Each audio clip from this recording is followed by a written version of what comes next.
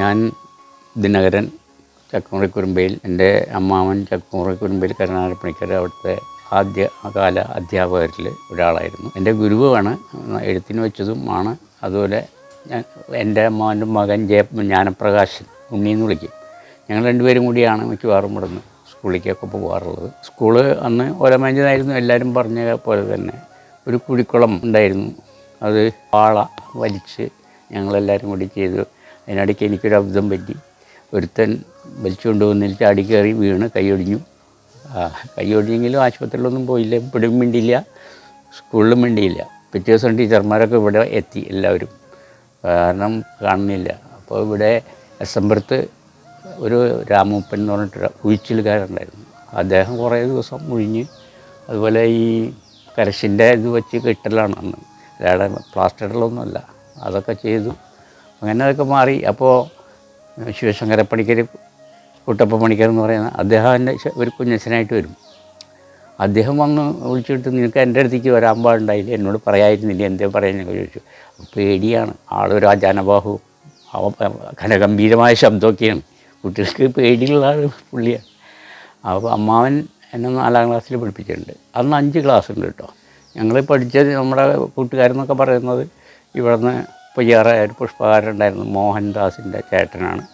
പിന്നെ പുന്നലത്ത് അബ്ദു, വടക്കം ബഷീറിൻ്റെ ചേട്ടൻ അബ്ദുൽ ഖാദർ. പിന്നെ ആ ഭാഗത്തൊരു അടിമ ഉണ്ടായിരുന്നു, അടിമ എന്നുള്ള പേര് അപൂർവമാണത്, ഒരാളുണ്ടായിരുന്നു. പിന്നെ മഠത്തിലെ ഒരു വാസം ഉണ്ടായിരുന്നു. അതൊക്കെ അധികം ആൾക്കാർ. പിന്നെ 2 രാമുമാരുണ്ടായിരുന്നു.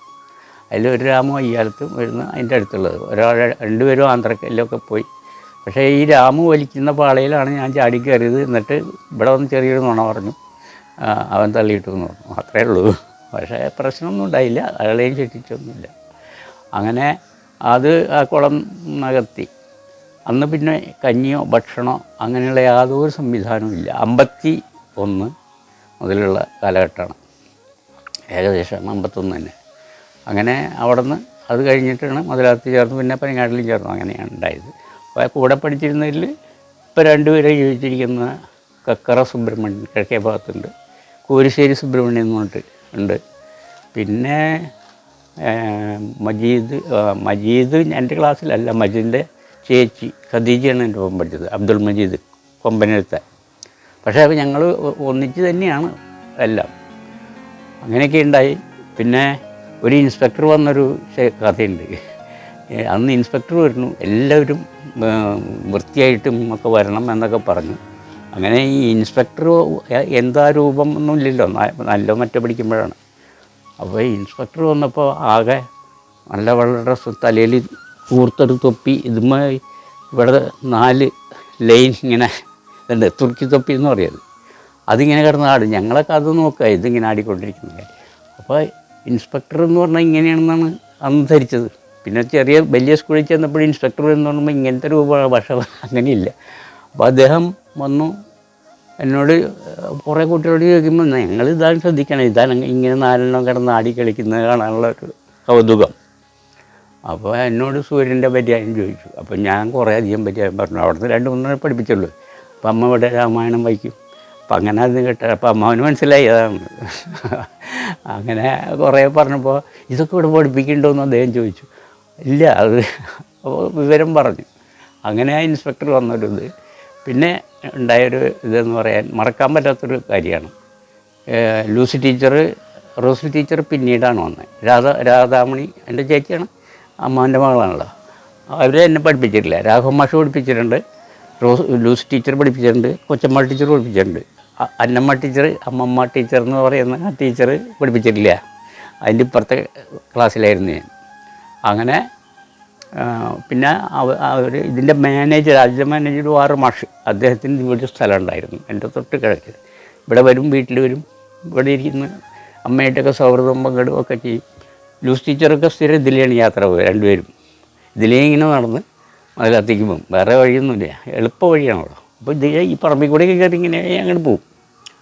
അപ്പോൾ അതിൽ നേവി ജോർജ് എന്ന് പറയുന്ന ഒരാങ്ങളുണ്ടായിരുന്നു. പക്ഷേ ഞങ്ങളൊക്കെ അന്ന് വിചാരിച്ച മാഷാണ്, പുതിയ മാഷ് വന്നു ഞങ്ങളെ സ്ഥിരമായിട്ട് പഠിപ്പിക്കുന്നതൊക്കെയാണ്.